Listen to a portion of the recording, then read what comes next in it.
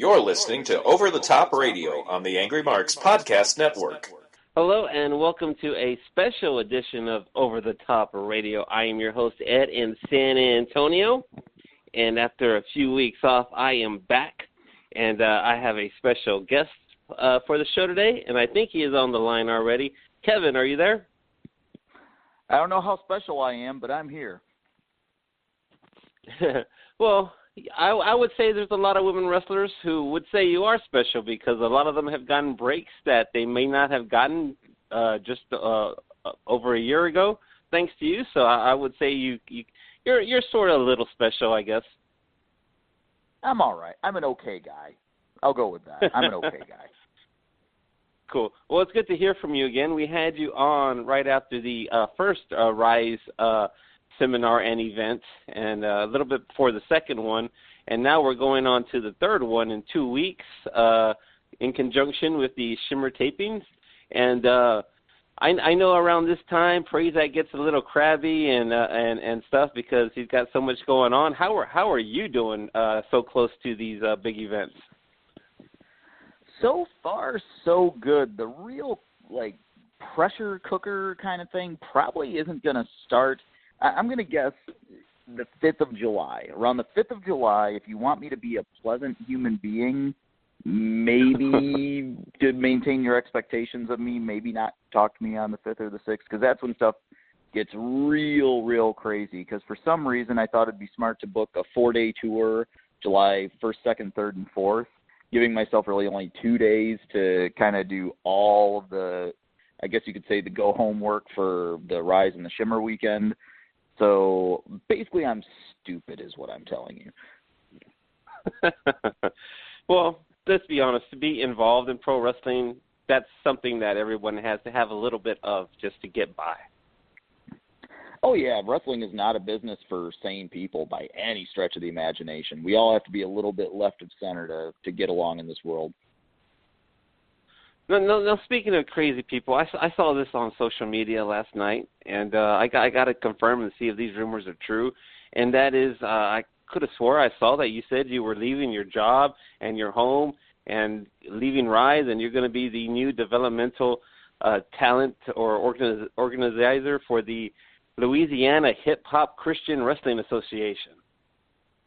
If that doesn't sound lucrative, man, I don't know what does. Yeah, that was something where I'm one that usually says nobody really benefits if you put somebody on blast. Different schools of thought on that, but that was one where everything about that on the surface seems like, okay, this is just one of my friends kind of messing with me, so I played along with it for a while. But that particular name has actually been emailing me like once a month for probably 4 to 6 months, using only the subject line of the email to do their entire message.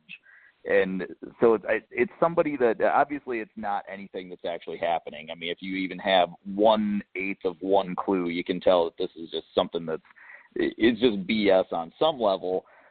But yeah, that one was just, it's kind of interesting to me just to see how far skewed some folks' sense of reality might be. And what I throw out, oh yeah, I'll totally do it for a deposit of $750,000 or something. So hey, roll the dice, because sometimes crazy people have gobs of money. Why not?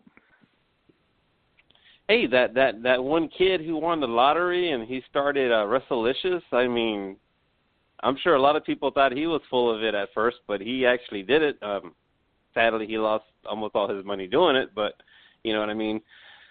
But there are crazy people. I mean, I'm friends with a lot of wrestlers.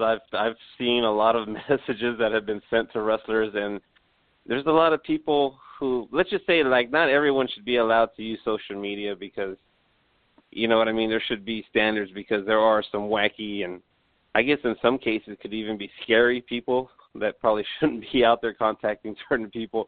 So, but yeah, I got out of that work and I got a good laugh out of that when I read it, and it brought a smile to my face as wacky as it was. But you know, let's talk about, like I say, the last time you were on was right after the first show, right before the second one. Now you're going into 3. How do you feel that everything is going with Rise is going? I mean, what are your just thoughts on the whole just the whole process of Rise and everything that goes into it, and how do you see this upcoming weekend going? Well, I can tell you that Rise is a concept and sort of all the partner concepts that ended up rolling out way ahead of schedule for what the original plan was. I can tell you that one part of me is really, really happy and very, very humbled by how far it's come and how popular it is, at least from the seminar standpoint. Obviously, there's a fan base that's continuing to grow as we kind of go to different areas. And there's one part of me that's deathly afraid, simply because we took really March, even though it wasn't Rise. I know we're here to talk women's wrestling, but we did our co-ed show Gain in March, and then we kind of really didn't do anything but online seminars from, I think it was March 24th or 25th up until July 7th, and really had to take that time off to get ready for, if it comes off as planned, an absolutely insane back half of 2017. And there's a few things that are already out there about it, and a few that I'm not going to announce, or probably can't announce until Rise 3. There's a couple of, I guess you could say, contractual type things that are still being ironed out, so I can't quite let cats out of certain bags yet. But a couple things that, for an independent promotion funded by some dude in Illinois with a whole lot of partners and people helping me along the way, there's going to be some stuff that makes people go, holy crap, this year if it comes off as planned. Oh, that sounds awesome, man. Hopefully everything works out. Now for those not familiar with Rise, I'll go ahead. I was going to say, it should, and the teaser that I can give you is, if all goes according to plan, by the end of this year, not all Rise events will have happened on North American soil, and I'll leave it at that. Oh, that's awesome, man. Well, and great, because there is so much talent that's outside of the United States that maybe it's really hard for them to fly in for a seminar, not knowing if they're going to make the shows or not. I mean, I can see there'd be hesitation. I know you have gotten some international people coming in, and this will make it easier for just people who just can't afford to take a transatlantic flight, across the ocean. So I hope that goes well for you, man. And it sounds like, there's plenty of talent out there, so hopefully that'll work out. What I want to start off with is, for those not familiar with what Rise is, could you explain to us what is going to be happening in 2 weeks on Friday? There's basically two things going on. There's a seminar and a show. Could you let us know what's going to be happening at the seminar and plans for the show? Of course. We have really two things that happen on any given Rise event, and we have what we brand as our world-class development seminars, where we have women from oftentimes all over, in some cases, the world. We've got people from several continents, actually, that are going to be here for this particular seminar. We've got Australia, we've got U.S., we've got Canada, we've got maybe some countries I can't quite talk about yet until they're actually in this country, but we'll cross that bridge when we get to it. But the world-class development seminars are truly designed to be exactly that. It's not designed to be just a name. It's designed to be trainers who are among the most credited trainers in the world that typically people may not have access to because they aren't trainers that necessarily have their own wrestling school, or maybe they're folks that aren't typically in a geographic area. For example, our first two seminars had Saraya Knight as the trainer, and folks in the United States were able to train with one of the more reputable trainer of women's wrestlers, or really of wrestlers with the entire Knight family, in Saraya Knight, and they could do that in Chicago, and they could do that in Los Angeles. And this time around, we've got our seminar with Dr. Tom Pritchard, and I'm hard-pressed to think of any name in the last 20 years that is more impressive from a talent development standpoint, because that man has been like a kingpin in WWE developmental since before it was called developmental. Yeah, he's been around a long time, training people, and hell, I'm old enough to remember watching him on Georgia Championship Wrestling. So yeah, he's been around a long time, and what I've heard, he's one of the top guys. When you talk about top trainers, you got to put him up there with the likes of like Lance Storm and Les Thatcher and a whole bunch of other guys like that. He is top notch. And then after that world-class development seminar, we will fill in the remainder of our card for Rise 3 Medic, which is happening that night at the Berlin Eagles Club, 8 p.m. bell time. And we have only a couple matches that are sealed and ready to be delivered. Kind of coming out of Rise 2, we had a pretty involved story with a lot of folks in it, but it's going to turn into the match that we are going to see with Rosemary taking on Delilah Doom. And the main event of the evening, the Phoenix of Rise Championship will be on the line as the former champion, formerly known as Angel Dust, now known to us as the Decayed Angel Zoe, and that's a whole story in and of itself, taking on the Phoenix of Rise champion, the ballsy badass, Shotzi Blackheart. And just to add a little bit more layers to that, that will be a dog collar match. And that sounds like it could get a little crazy there. And speaking of Shotzi Blackheart, that's I mean, a lot of names have really raised their game since the first Rise, but the one that's really kind of seems to be getting out there a lot, I think she was just in overseas, is Shotzi Blackheart. She's really been making a name for herself. Had a great match at the WrestleMania Shimmer show against Nicole Matthews, and she seems to be rising to the occasion. What are your thoughts on Shotzi Blackheart?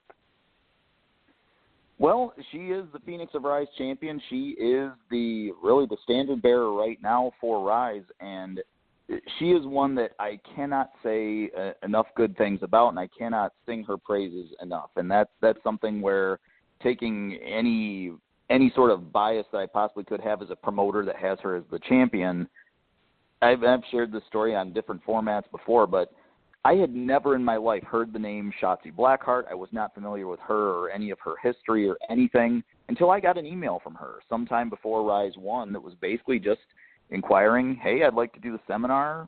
What's it going to take? And we got things set, and it's something that she made an impression from that first email, and that's something that I'll soapbox, hopefully not too much right now here, but sometimes that first impression you can make in an email about where you want to be or showing if you really want something can go a long, long way. So she reached out to me. She took the initiative, and she took a whole lot of initiative. She got herself to the Midwest from California. She did the seminar all day, worked hard in the match that night, and just absolutely made an impression on us. And she ended up getting an opportunity in Shimmer that next day. And then, obviously, we've seen her get some opportunities, and she's one of the 6 girls who makes up the Rise roster. Phoenix of Rise champion, has had some opportunities in Shimmer, has more opportunities coming up in Shimmer. And we've seen her really just work her butt off to get her name out there. And you're right, yes, she did just get back from overseas. She was just in the United Kingdom working for a couple different promotions there.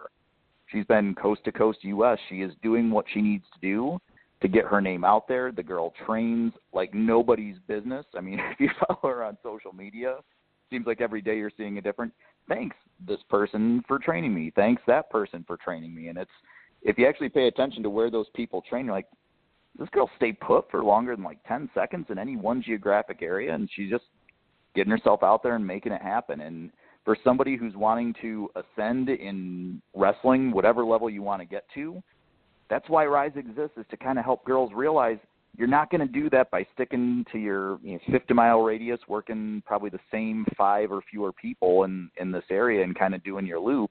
If you really want to grow and you really want to branch out, you have to actually break out of that comfort zone. And I think she not only broke her comfort zone, but she took a dump on it and they burned it down after that. Redefined a comfort zone. It doesn't even exist anymore. So kudos to her and to so many of the girls from Rise for doing the same thing. I can say the same thing about Angel Dust. I can say the same thing about Britt Baker. I can say the same thing about Delilah Doom. These girls that we're seeing more and more and more places and in higher profile situations than they were, say, a year ago. And that's all of them getting out there and doing the work. That's not, the name Rise or something is on them. That would be completely arrogant to say. Rise is just one of the many things that these talents are doing to improve themselves, to invest in themselves, to build their skill set, to get feedback, to get better, to get wherever they want to go. Speaking of that, I'm very familiar with Delilah Doom. I think I mentioned on the last time you were here that I saw some of her very first matches. And when she first started, of course, she just started, so of course she's very, very green. But you could see that she could connect with the fans right off the bat. And since the first Rise, she has just been breaking out and going all over the country too. And just just not too long ago, I've been seeing her more recent matches here in Texas at like Wrestle Circus and Inspire, and just within the last year, she has improved so much in the ring. It's crazy, and now she's also one of the ones that's, she even had her own Shimmer poster advertising her for Shimmer. So I mean, that's a big step. So I mean, a lot of girls, it seem that the ones that really want it are the ones that are like Schultze and Delilah, that are really putting themselves out there. And it's, I guess it's kind of scary to like branch out of your comfort zone and go somewhere where you're not used to, but it seems like the ones that are doing that are the ones that are making the most gains out of it. And scary is, there are good things that can come from being uncomfortable, from being scary. And a big phrase that I've used for years is get uncomfortable. Sometimes I've used it as like a heel gimmick, but in real life and all walks of my life, wrestling and non-wrestling and everything in between, that phrase, get uncomfortable. When you think of anything you've ever done in your life, there was just like oh man, it was exhilarating. First, you had to get a little bit uncomfortable. Or when you found success, you didn't find success by doing that same thing over and over and over again. You maybe did something a little bit different, or you added a layer to it. And getting uncomfortable and taking those risks, that's how you get better at something. Even something as simple as, say, playing basketball when you're a kid in elementary school. Whatever hand you use, you probably only dribble the basketball with that hand. Then comes that one scary day in gym class where the teacher asks you to maybe dribble with the other hand. But guess what? Then you try and like, oh man, I can do that. And you start to prove things to yourself, and you start to prove things to other people. And before you know it, you've got a lot more tricks up your sleeve, and you may even have a couple extra sleeves you didn't even know you had, so you can play games at higher levels. Exactly. And speaking of the seminar, we're talking about with Dr. Tom's going to be running the seminar, but what do you partake in the seminar? Are you just overseeing it, or do you actually get involved in the seminar itself? This one's going to be a little bit different because we have Rise 3 for wrestling with the in-ring seminar with Dr. Tom, and we also side-by-side with that have Rise 3.1. This is the first time we've offered kind of a 0.1 or an additional seminar the same day as Rise, where Madison Eagles and I are actually doing Rise 3.1 that we call Second Helping, where we are helping the secondary roles in wrestling. So for about roughly a third to half of the day, Madison Eagles and I will be training referees, managers, and announcers in a different level of the Berwyn Eagles Club, while Dr. Tom has the wrestlers in the ring.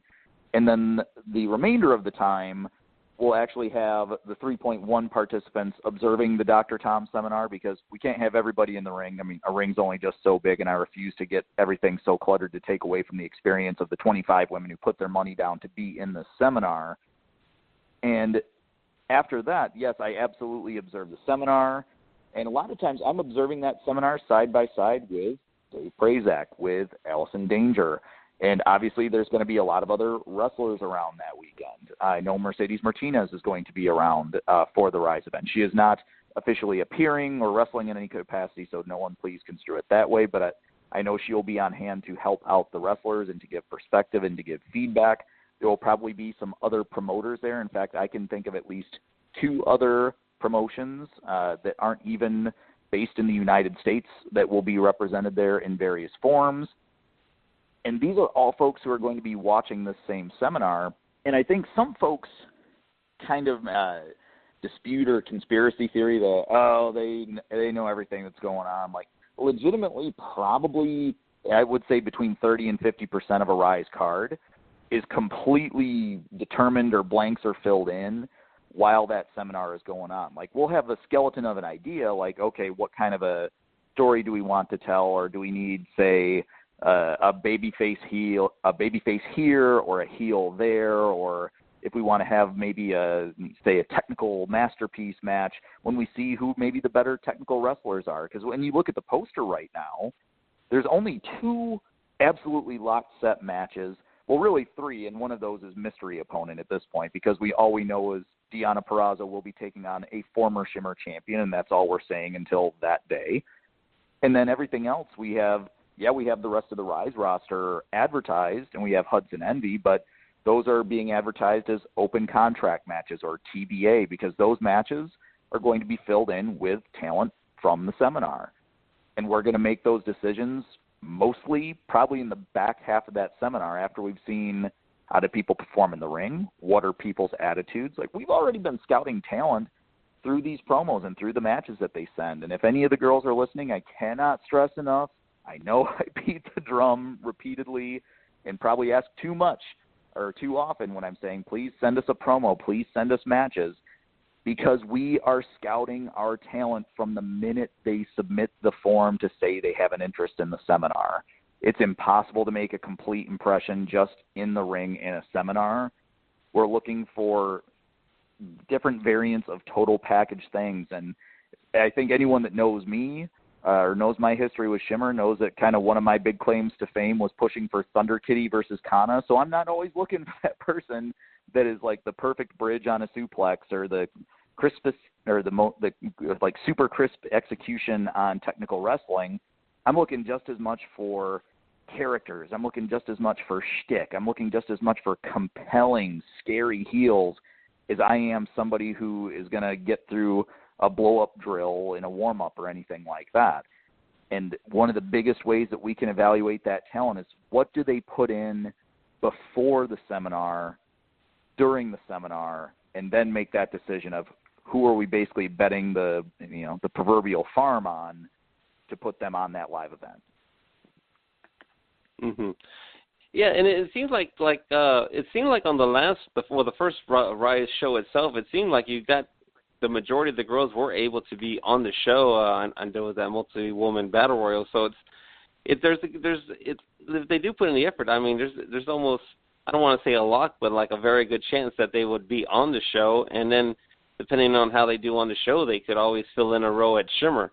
You know, I'm pretty sure Angel Dust and Schultze weren't scheduled for that first night, you know, until after the Rise event for the first Shimmer taping, and they both came off really good. And then the other days you had a few other girls come out on there, and they seemed to make a good impression. So I mean, you know, it like you say, it pays to put in the work and where it can lead to. And Rise itself seemed like it came out right at the perfect time, because there's an influx of indie talent that is kind of leaving the indie scene and going to WWE. And from the last tapings, I can name four main names off the top of my head that left Shimmer that spots need to be filled, and they seem to be filled by people who took the time to go and take the seminar for Rise 1 and stuff. So it's like, if you put it in, it leads to better things. Now, that said, I think you posted Rise 7 about Rise 7, Ed. Wow. 7 in all that are no that longer available to independents since last November. So, but you had what I was going to talk about is you had posted about being contacted by workers who don't want to take the seminar but want to have a dark match. And to me, that's like, I can't even believe people have the nerve to kind of ask stuff like that. But I don't expect you to name names or anything, but can you talk about that and your thoughts on people who are basically trying to take a shortcut in a way? Well, on that one, that's probably, of all the people who've ever contacted me about doing anything Rise, it's 2, maybe 3 people that took that approach. And I kind of get where that's coming from. And I'm not going to disclose the names because, honestly, somebody with that, obviously, they probably need some help and some guidance. And I would consider them like a very good candidate for someone who probably needs the seminars and the things that we teach. So I'm not going to throw a rock at them and then say, but if you give me some money, I'll teach you maybe a better way to approach that. So I'll maintain some dignity and respect there. But the idea of that is it's not how we operate. And for Rise, I mean, we are seminars. We pick our talent from the seminars to work with the Rise talents. And as we've seen in history has shown, a lot of those can possibly get Shimmer opportunities. We're not going to guarantee it. In fact, the terms letter I send everybody says nothing is guaranteed except a world-class training experience. But opportunity could be there. And for me, like, it's something where I guess some of this might be showing my age a bit. Maybe some of this is just differences in work ethic or a generational thing. But to me, something that just does not make sense is stuff like, hey, tag a promotion where you want to see me wrestle. Like, I guess let me back up a step. I understand the idea of that. I understand where that comes from. Now, if it's coming from a place of, hey, tag a promotion, and you're just trying to honestly find out maybe what different promotions are out there that you might not know about, and then you as a wrestling talent are going to try to reach out to that promotion or seek information about them to see if that's a place you want to work, and then you make the effort to go to that place to essentially apply for the job, interview for the job, and try to get a job there, that's totally fine. But so often what I see, because I get tagged in a lot of these things, where do you want to see me work? Oh, I want to see you wrestle at Rise. Well, there's no secret for how you get on the Rise card. We pick our talent from the seminars, and there are basically not exceptions to that rule. People come from our seminars. There are a handful of folks that maybe we have reached out to and invited to our seminars, but they still approached us first or sought that information. And there was something about them that made us want to take a look at those very, very few exceptions. This is something where if you want something, we want people that prove that they want to get it. I want people that want to be at Rise. I want people that realize the potential gateway that could be to Shimmer or to AWS or to any of the other partner promotions that we'll kind of reveal in time. Just to me, it almost shows, I don't know that lazy is the right word because there's still an effort there, but if there's no follow-up outside of, like, I guess I just don't understand anyone who might think, oh, okay, yes, big secret, I'm the guy behind @RiseDTWA on Twitter. Oh, man, 8 people like this tweet. I better book this Ed in San Antonio guy. Like, that does, to me, that does not compute. And like any job in the world, it's not like, Target is just going to call you out of the blue and say, hey, would you like to work in our sporting goods department? Or I saw on Twitter that Ed in San Antonio liked a tweet that you should work at Target. That's not the way a valid business works. So if there's any place you want to be in wrestling or any other business, it all starts with you taking the initiative to make the contact, to take the steps to get there. And I've probably gone on more of a rant from the question than was intended, but that's something that has come up a lot lately. And I know some folks look at that as, well, you're not listening to fans. That's not what it is at all. We still listen to what fans want or who fans want to see, but that's not the way Rise works. We want to actually develop the talent so we can truly cultivate who's going to be on our shows, more so than because that's what makes our shows different. Otherwise, we're just like every other wrestling company out there where we put up a poster of, say, 5 to 7 matches, and then people buy tickets based on that. I feel like what sells tickets to Rise is, yes, the featured talent, yes, the Rise roster, but kind of that mystery of who am I going to see? I think Rise is catered to that Shimmer fan that wants to really make a weekend of it and kind of take that gamble of, heck, who am I going to learn about that I've never seen before, maybe that I've never even heard of before? To me, that's an intrigue, especially when you look at, okay, it's a cheaper ticket compared to Shimmer. If we're going to be in town anyhow and we're going to travel from far off places, let's do one more night. We're going to be there anyway. And let's check out some new talent. Let's see who else is out there, but have enough control talent with, say, the folks that we've used in the past, like a Mercedes, like a Nicole Matthews, like with our roster, an Angel Dust, a Shotzi Blackheart. You kind of know what you're going to get from some of the talent, but I think the wild card, I feel like that's the intrigue.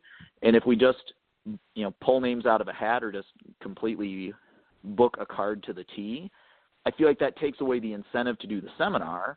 I feel like that takes away a lot of what makes our cards feel special. I actually think that was an incredible answer and response. So don't think you went too long on that. That was actually a fantastic answer. We actually have a caller on the line who's been holding on for a while, so I'm hoping he does have some questions for you. If not, I might have to cut him short. But let me go ahead and take this call. Caller calling from area code 917. Yeah, hey guys, how you doing? How's it going? Do you have any questions 917, for where's Kevin? that? New York. New York, all right. Hey Kevin, how you doing? Hello. Yes, can you guys hear me? Yeah, go ahead and ask your questions. We can hear you. Oh, okay. Excellent. Kevin, I'm actually on your Facebook feed. This is David. We've been chatting offline here and there. I just wanted to check in with you and get your opinion. For someone who's never been to a shimmer show, okay, I've never had the opportunity to been to a shimmer show. As I said, I'm visiting family in the area, so I'm finally given the opportunity. Someone can expect from a shimmer show. That's my first part question. And who do you recommend I should be watching for in that show? Well, what I would tell you for what to expect from a shimmer show is really a little bit of everything. Looking at shimmer specifically, we are taping 4 DVDs over 2 days. So 2 DVD tapings on Saturday, 2 DVD tapings on Sunday. So it's going to play off like 4 episodes of television, or 4 volumes of a DVD, as the case is here. And that's something when you look at anywhere from probably on the low end 7, on the high end like 12 matches per show. Now, I will say this much. We are trying desperately, as we have been for the last couple of years, to not have like 13, 14 matches on a show, because that just gets uncomfortably long for everyone involved. But when you have as many talents as you have in one area from all over the world for shimmer, you're going to get a little bit of everything. If you want technical wrestling, we've got technical wrestlers. If you want international flavors and different styles, say from Europe or Australia or Japan. Now, I'm not saying you get that on every show, depending on what talents are in, but it's a total smorgasbord kind of a thing. There's going to be comedy. There's going to be characters. There's going to be there's going to be different kinds of heat. When you look at over the years, say the kind of crowd reactions that the Canadian Ninjas may have garnered is going to be a completely different kind of reaction than, say, Saraya Knight is going to garner. Depending on what talents we actually have on the shows, it's going to be a completely different animal from just about anything you've probably ever been to. And I will say this, the Shimmer fan base is probably among the most fiercely loyal fan base of any wrestling company. I'll say it's the most fiercely loyal fan base of any wrestling company I've ever worked with. And I think that just feeds an energy, because to actually have fans still engaged after that many days and that many matches by the time you get to the main event of the final taping, I think speaks to the talent and to the fans there. Very nice. And also, I have to ask you selfishly as well, second part question. I am a big Impact fan, and I'm sure you've noticed that they're going in a youth direction. I know it's very hard, but they're going in a youth direction, and I'm sort of looking at a lot of women right now. That being said, who would you say, as far as like sleepers, who do you think are sleepers to possibly look for that could wind up in Impact Wrestling from a lady standpoint? I mean, even taking Impact out of it just to take away potential rumor or things like that, I will say this. Anybody that I have on the Rise roster now, bad example in Impact is one of the Rise roster members is actually an Impact roster member currently.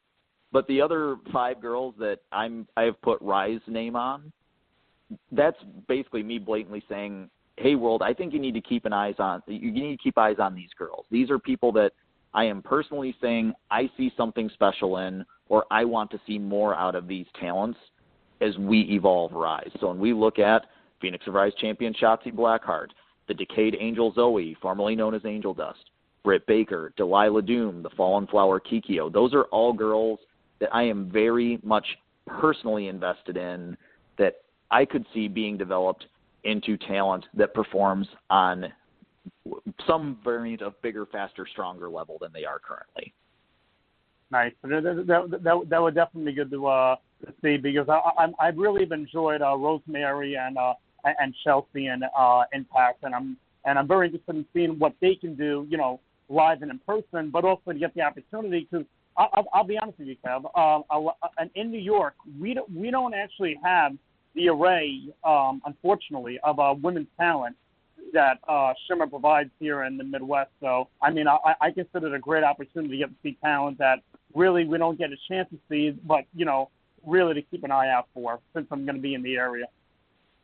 Well, it's going to be a good area to be in for women's wrestling because when you count all of the participants in the seminar and all the talent that will be in town for Shimmer, there's going to be somewhere between 50 and 65 wrestlers in Berlin that weekend. Wow. That's definitely a good time. All right, guys. If anything, thank you very much, and good luck with the show coming up. Thank you very much. We'll see you there. Sounds good. Cool, man. Thanks for calling in. Have a good night. You too. Now, for me to kind of answer one of his questions about what you can expect from a Shimmer show, and women's wrestling the last year or two has gotten more of a push mainstream. A lot of it has to do with a little bit with Impact. A lot of it has to do with WWE and NXT. And because you'll get to see, like on an NXT takeover, they'll usually have a blowaway women's match. On the WWE, they've since they brought up the Four Horsewomen and a few other ones, they've had before they've treated the matches a little better than they did in the years past. But it's usually just one match, maybe two matches. Whereas if you go to a Shimmer show, and like you say, it's two tapings, so basically each day is around 6 to 7 hours, and what blows people away that it's like, I don't know, because I don't think people think the women, a lot of casual fans, not the hardcore Shimmer fans, that's not what I'm talking about. The casual fans think that maybe the women just can't go like the men, and that is absolutely not true. If you go to a Shimmer show, you will see some of the absolute best professional wrestling you will ever see, as far as technical work, as far as other aspects, like who's a better heel in this business than Nicole Matthews? Who's a more scarier person than Saraya Knight, just in what she portrays of herself when she comes out to the ring. I mean, it is absolutely incredible what you can see at a Shimmer show. And what are your thoughts on that? My thoughts on that have really been unwavered since I first became involved very early on in Shimmer. I've been lucky enough to be part of it for about 10 out of the 12 years it's existed, other than a little break that I took reasonably recent past. My view is a great athlete is a great athlete. A great entertainer is a great entertainer. And professional wrestlers are a wonderful mix of those two things. And it doesn't matter if somebody is male, female. That's something where, though I personally still use the hashtag women's wrestling and stuff on social media, I use that because I know a lot of folks follow that. But we need to get to a point where it's not, this is women's wrestling, this is men's wrestling, this is hardcore wrestling, this is whatever. It's professional wrestling. There's a lot of different ways that you can perform that particular kind of art, just like there are different kinds of music, just like there are different kinds of painting, different kind of spoken word, poetry, whatever you want to say. Professional wrestling is something that connects with people on oftentimes deep emotional levels. And so what you see at Shimmer are world-class athletes, world-class entertainers. And if you look at WWE and do just a little bit of history or a little bit of research, you'll find out that an astonishing amount of talent in WWE or in their developmental system right now, one way, shape, or form, came through the Shimmer systems. A really big amount of those talents have. Oh, yeah, exactly. And also, another great aspect of Shimmer is not just the wrestlers and the wrestling, but the people like yourselves behind the scenes, because I love storytelling. That's a big thing that, I grew up on the territories where they had a weekly show and you had to tell a story week to week. And the booking of Shimmer is so incredible. Like there was a couple tapings ago, the first night, I'll be honest, I was pissed off. I'm like, what the hell are they doing? But it built between the DVD tapings to where the final show, where Team Slappy Happy wins the tag team titles after losing the first night, it was like, this is one of the greatest freaking stories I've ever seen. The last taping, you had the story between the Australians and Trifecta, and what led to all of that with Kelly Skater winning the title, losing the title. You had the rise of Shazza McKenzie, who, in my opinion, went from an upper mid carder to a main eventer by the end of her last match, where she busted her head open and just had that great series with Shayna. I mean, just the booking and everything you guys do to make these shows what they are. I think you guys, in a lot of ways, don't get the credit, and by that I mean you, Prazak, Danger, Portia, and I'm sure there's a lot of other names that I don't know, but you know what I mean? I think you guys also deserve a lot more credit than you guys get at times. Well, the things that we really try to keep in mind when we are writing the shows is we lost Kevin. Hopefully he will call right back in a second. Let me see if I can message him. Just give me 1 minute, people. I apologize for the dead air.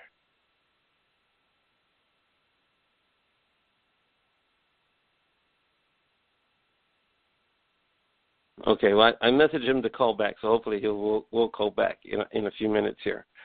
But yeah, like I was saying, you know, as someone who's gone to the last few Shimmer tapings, I think it's something that all wrestling fans should check out at least once, if possible, because you do get a wide variety. You have the technical wrestlers that are some of the best technical wrestlers in the world. You have characters like Leva Bates and Cherry Bomb.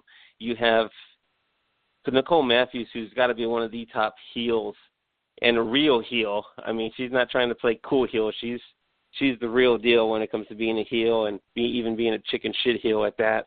And then you have people who literally are so good at their persona, like a Soraya Knight, who actually once punched me at a Shimmer taping.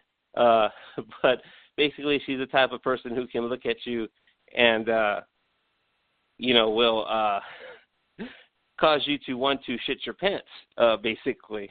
And so, yeah, everyone should at some time take the time to go to Shimmer. If you can't make it to Chicago, you could always go to WrestleMania weekend, where they do have a Shimmer show usually, and that's an easier way to get there if you can't make it to Chicago. But we do have Kevin back on the line. Kevin, we lost you there for a second, but glad you're back. Here I am. So, yeah, I don't know where it cut me off. I know we were talking about kind of storytelling or booking somewhere in there. Yeah, I had just spent like 5 minutes putting you guys over, and you were about to respond, but that's when we lost you. Oh, well, just replay the tape on that twice. I never get tired of having people put me over.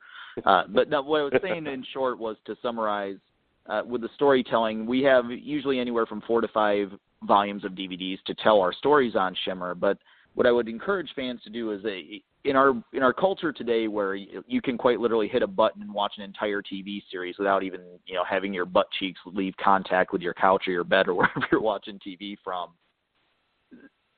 Weekly episodic TV, like, say, a Monday Night Raw or a SmackDown, doesn't have that luxury to tell an entire story to you right here, right now. Shimmer cannot tell an entire story, say, on day one of a taping, like the story you just shared, where you're kind of like, what the hell, on day one? And by the end, you're like, oh, that makes so much sense, and I'm actually happy that I stuck with this.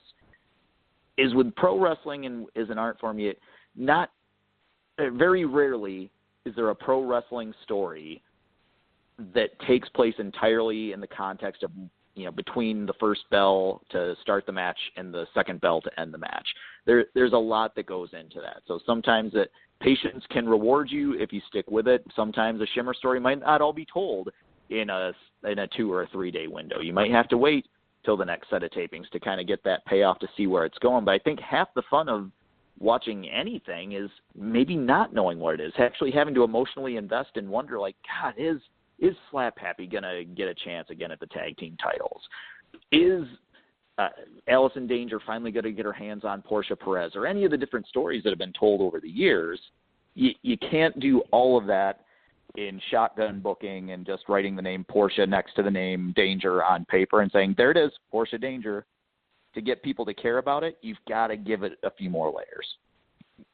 Yeah, and like I say, I think you guys do such a great job. Like, that one show that I was talking about, like the first night, I was like, what the hell? I did some road reports for a couple websites, and the first report basically ended with me saying I wanted to kick Prazak in the balls, And then the last one was like I was talking about how I wanted to go give Prazak the world's biggest hug because I was so happy by the time the thing was over. So I mean, it's a Shimmer show is a wild ride of emotions to go along with the great wrestling. So that's what I love about it. That's why I come all the way from Texas to Chicago. This will be my 4th Shimmer tapings in Chicago, and I've done pretty much all these Shimmer WrestleMania shows. So, you know what I mean?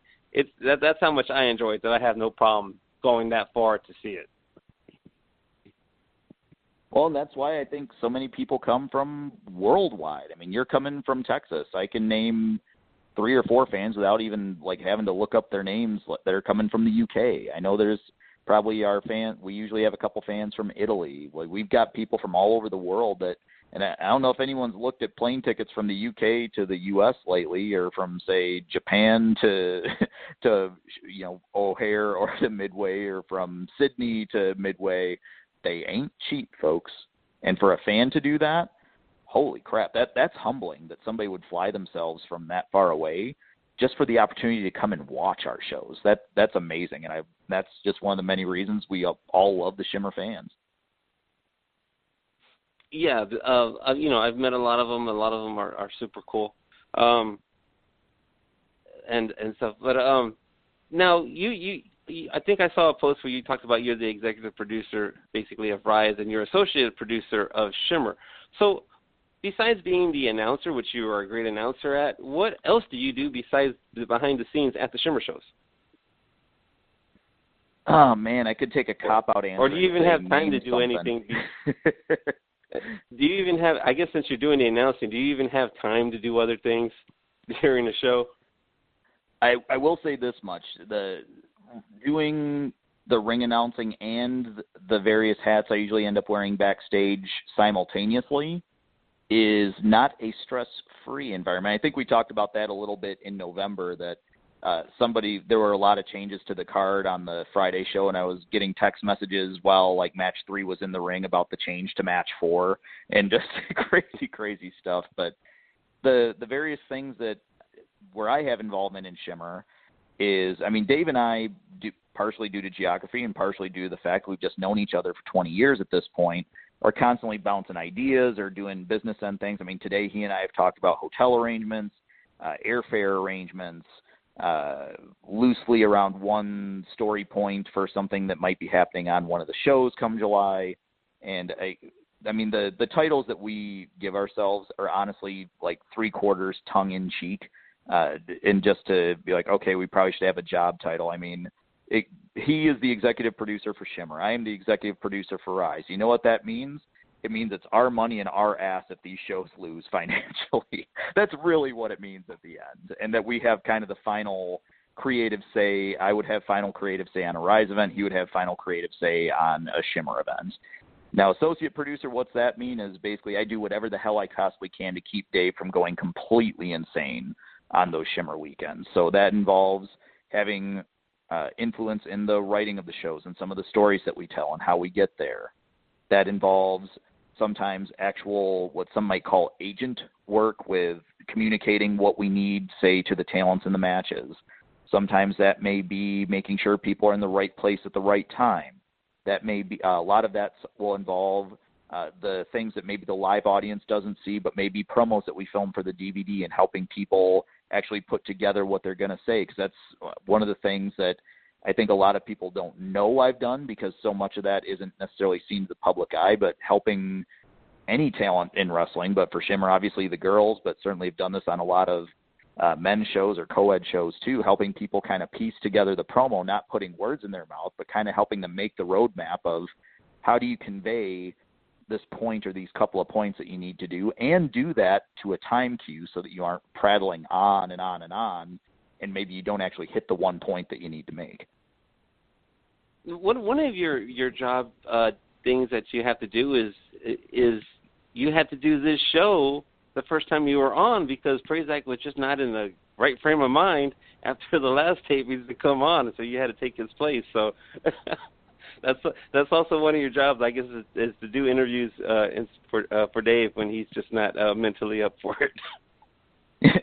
Well, you think either one of us trusts the other to pinch hit for us if we need to, and there are things that I can say from the Rise and then the Rise events and then the Gain event in March, where Dave has definitely stepped into things that probably I would have missed because I'm spread way too thin on those days. And I can say that there's things that I've picked up for Dave because I know that he was way too busy, or sometimes it just making that decision because, well, maybe it's not the decision Dave would make, but he's doing commentary right now, and you can't exactly go up to the live mic and be like, "What do you want for the finish?"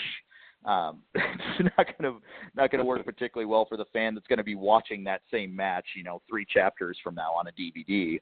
But that's something where he and I think, trust each other implicitly to know the overall direction of where something needs to go. And I know that I would trust him to know that, okay, these are the stories that we're telling. So using Rise 2 as an example, he knew what needed to happen with the Britt Baker and Chelsea Green match that happened on Rise 2. If I was tied up, unavailable, or having a meltdown of some kind that wrestling promoters and producers have been known to do over the years, then I would trust that he would step in and be like, hey, this is what he wants.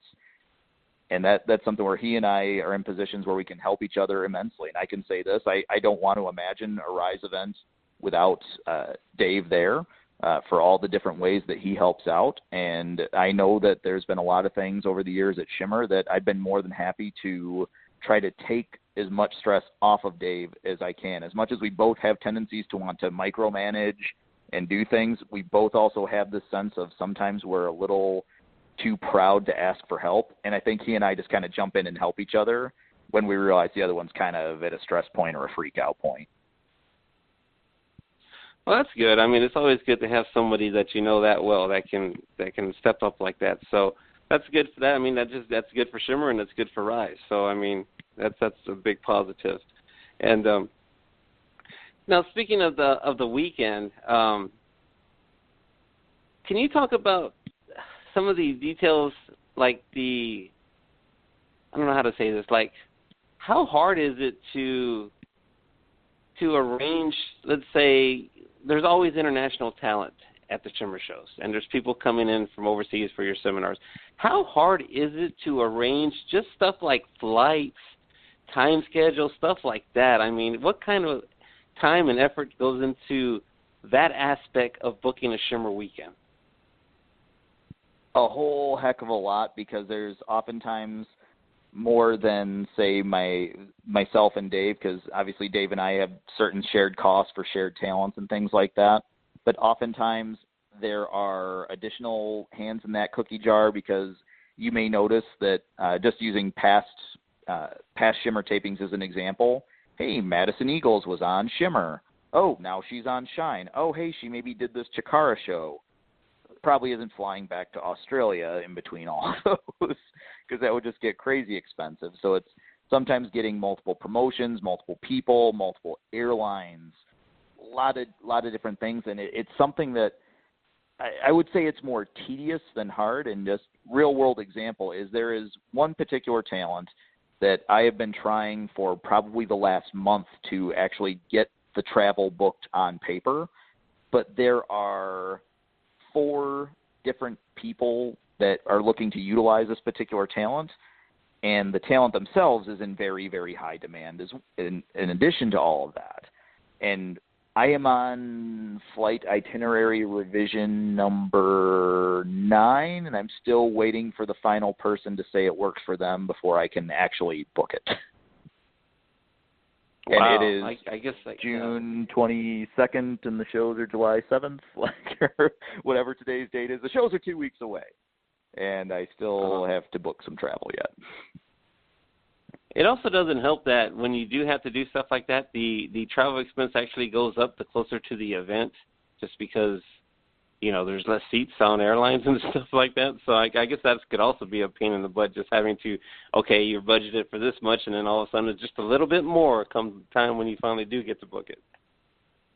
Yeah, it's not my favorite part of the job. The travel agent aspect, like I said, it's not necessarily hard. It's just tedious or involved, because it's not like I can say, buy you a plane ticket without saying, hey, Ed, does this itinerary work for you and the time you might have to get off work? Even if I was just going to say, hey, Ed, you want to come hang out next weekend?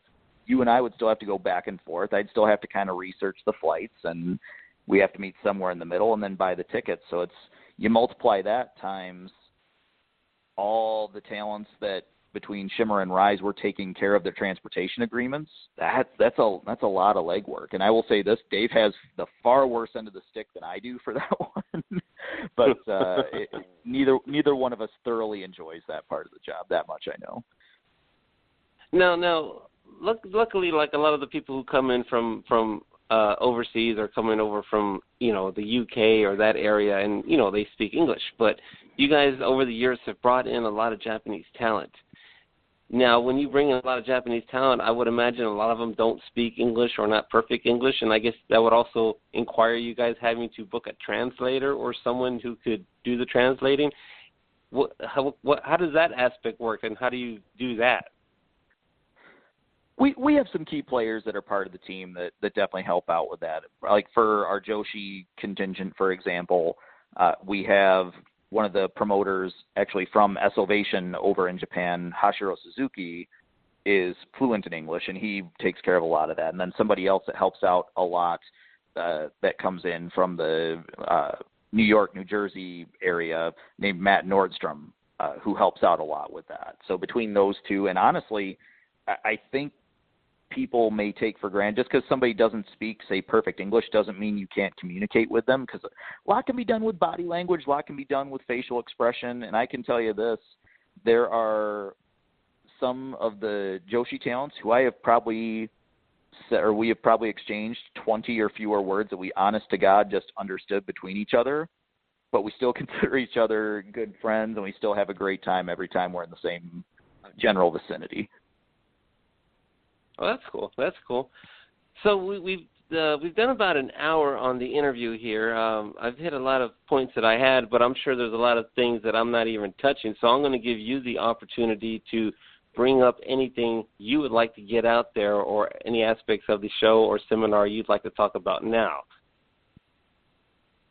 Well, I'll say this much. I mean, I don't know if you're on a time constraint. I'm not really on a time constraint of any kind for tonight. But, and God knows it's not getting me to talk that's the trick. It's getting me to shut up. But really, just with Rise, the support of the fans is going to be more important than ever when we get into this absolutely insane back half of 2017. In any way that you can support, we absolutely appreciate it, whether that's a ticket, whether that's a DVD, whether that's a video download, whether that's any of the posters or things we have in our online shop. These things all help a whole heck of a lot, because I think on the surface, when you see things like, I mean, it's not hard to do math. Okay, I just said there's 25 girls. I very publicly stated the seminar was $100 a head. But believe me when I say like $2,500, that doesn't cover a whole heck of a lot, because buildings aren't free, rings aren't free, Dr. Tom Pritchard's aren't free, various talents being flown to Chicago and paid to wrestle on this event. Like that, there's a lot of expenses. And I think on the surface it seems like, oh man, this thing's got to be a cash cow. When in reality, I'm really just trying to help it make sure it breaks even. As long as it doesn't get to a point where it's losing money or it's like hurting my personal finances, we can keep Rise going. But we won't be able to do that without the great support of the fans, especially when we get into the craziness of this year, because we have some amazing seminars lined up. What we have cooking for September, I still can't quite process in my own head that is what most likely is happening. Like I said, a couple contractual things we're still ironing out. What we have on deck for November is going to blow people's minds. And then bookmarking our year, or I should say bookending our year in Los Angeles, going back to LA with AWS on December 1st and 2nd. If the stories and everything goes in the direction it's going, what a first year we will have had. Sounds great, and it sounds like you got like a lot of stuff filled up. But if you're looking for other places to have a Rise event, I strongly suggest Austin, Texas. There's a lot of girls coming up in Texas that are doing great things, and I think there was like an all-women's show just about a month ago. Wrestling Circus features a lot of women on their shows, so if I was you, and when you have the time, because like I say, you're extremely busy, you might want to look into maybe doing something here in Texas. Yeah, there's a lot of different areas that are on what I kind of started calling my wish map, and it's not just a matter of going to a geographic area to do a seminar and a show. It's finding that right combination of partners, because our formula is really trying to run with somebody else. Number one, it helps share expenses, and everybody kind of wins on the business end there. But number two, for a seminar talent, that might be 2 potential bookings that they might be able to get that weekend, or make an impression on at least 2 promotions and start to build that network of talent. I really don't want to kind of waver from that formula. And it's something where I'd never say never on any territory. In Texas would certainly be a great place to go. Like, I certainly know a lot of the girls that are in or around Texas. I know Sabotage Wrestling just did a show in, I think it actually was Austin, Texas, not too long ago. Yeah, that's the show featuring a lot of girls that I think very highly of. And I've seen what Sabotage is doing. I think they're doing some very positive things, and I wish them nothing but the best. So that's the other delicate territory, is I don't want to go someplace and potentially step on someone else's toes, because the idea of Rise is I want to work together with as many wrestling promotions as possible to get past what I guess I'll call the independent wrestling pissing match, where I've seen it so many times, where it's just people fighting for the same fans, or like 19 promotions running out of the same building, and half the time half the rosters are the same between the shows anyhow. So is there really any difference between an ABC and a ZYX promotion? Not really. Like, let's work together to make wrestling better, to get more product out there for fans, so that we can actually sell more tickets, sell more videos, rather than, okay, this promotion's going to run Friday number 1, I'm going to run Friday number 2, then Friday number 3. Like, let's work together on doing some stuff. And I've talked to, Brian is one of the main guys behind Sabotage. He and I have talked loosely about possibly doing like a Rise title match at some point. Like, we haven't committed to anything, but I've had conversations with Sabotage in the interest of what can we do to work together. We certainly haven't moved any mountains or anything, but the conversations have at least taken place, or they're starting to take place. And we've had those with Sabotage and a lot of other places too. I mean, the Phoenix of Rise Championship has been defended at, 6 different promotions now, I think, 5 or 6 different promotions, not counting Rise. So it's something where we want to do what we can to help out everybody. Obviously, everyone's going to have their own financial interest and their own product creative interest in mind. But when you can truly find those people who want to be collaborative and work together, like I have with Dave, like I have with Bart out in LA, like I have with partners I can't yet disclose that we're working on for the back half of this year, that's really what we're looking for. That's the dream right there, is to have people who honestly want to help each other out. Dave and I have built our relationship as friends and as business partners over 20 years. I'm not going to, have 20 years to kind of get Rise off the ground. So to find similar-minded people that we can pull off the similar idea, that's going to take a little bit of time, but we want to make sure we do it right. Because I could just pick almost any building anywhere in the world and drop a ring in it and say there's a seminar, but as soon as we sacrifice our quality, or we sacrifice our laurels and our morals, that's when what's special kind of goes away. And we want to continue to make it more special and not have that balloon deflate. Mm-hmm. Now you mentioned like the different promotions that you've had some of the girls on. I'm a correspondent on the Uncle Mike and Tom show, and I know that Angel Dust and Schultze wrestled on the indie show that they threw for the first time and stuff. Yeah, that match was number 2 in the series of Angel Dust versus Shotzi for the Phoenix of Rise. Yeah, that was Independence Pro. That was like the 17th of March, maybe, somewhere in there. But yep, that was Shotzi's first successful defense of the Phoenix of Rise Championship. Yeah, they told me they were really happy with the match and the performers, and they thought they were great, and they said you were a big help to them too. So, yeah, just wanted to throw that out there and stuff. So, I'm going to go ahead and we'll go ahead and end the interview at this point, but I want to give you a chance to plug everything you have to plug because I know you have quite a bit. So feel free to plug anything you want. Cool. All right. Website, WrestlingPipeline.com. Honestly, website isn't the most impressive thing in the world. About all we really use it for is to drop major news articles, and that's actually where you fill out the form to sign up for the seminars. So WrestlingPipeline.com for seminar info and to actually sign up for those. You can also get to our store directly from there. Our store for tickets and everything else is pipeline.equidecwid.com. Still openings in the Rise 3.1 Second Helping Seminar with myself and Madison Eagles, July 7th in Berwyn, Illinois, for referees, managers, and announcers. $50 registration. Register at wrestlingpipeline.com/Rise. Facebook and Twitter at Rise DTWA for all Rise things. If you want to follow my personal accounts, honestly, just follow the company accounts. You'll figure out where the personal accounts are. This is about getting the talent and the product out there. And I would say keep your eyes absolutely on anyone that we have called the Rise roster, because those 6 girls, Shotzi, Angel Dust, Britt, Kikio, Chelsea, and Delilah, what I've seen from those 6 girls, I try to keep in touch with every one of them at least, a time or two a week, just to see what's going on and to try to help any way I can, because I think people may think it's me maybe just trying to live a gimmick or something online, but I mean it from the bottom of my heart when I say that my girls, anybody that's been through Rise that I call my girls mean the world to me, and it would also mean the world to me if you fans come out and support my girls, our team for Rise and for Shimmer, July 7th, 8th, and 9th, or by purchasing the videos when they are available.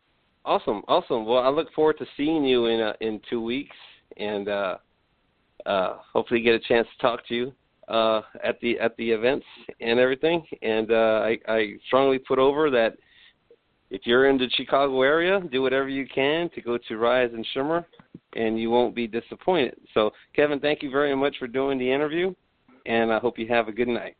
You too. Thank you very much, Ed. No problem. Have a good one.